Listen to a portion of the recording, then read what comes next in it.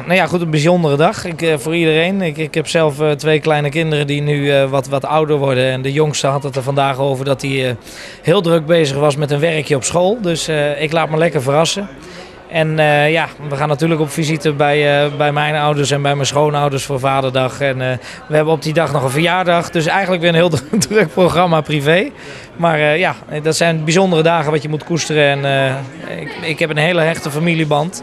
Dus dat zal ook altijd blijven. Mijn vader is eigenlijk heel makkelijk. Die zegt altijd van doe maar een leuke trui of wat ook. En, dus die krijgt sowieso ieder jaar een nieuw kledingstuk erbij. En goed, voor de rest zoeken we er altijd weer iets leuks bij. En ik ga vaak met mijn zussen, die gaan dan vaak samen de stad in.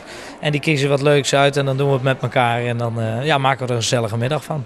Wat dacht je van de nieuwe single van Velsen? De nieuwe single die hij heeft uitgebracht. Als vaderdagscadeau. Hey. Nou, ik zou zo zeggen, als hij me er een meegeeft, dan... nee.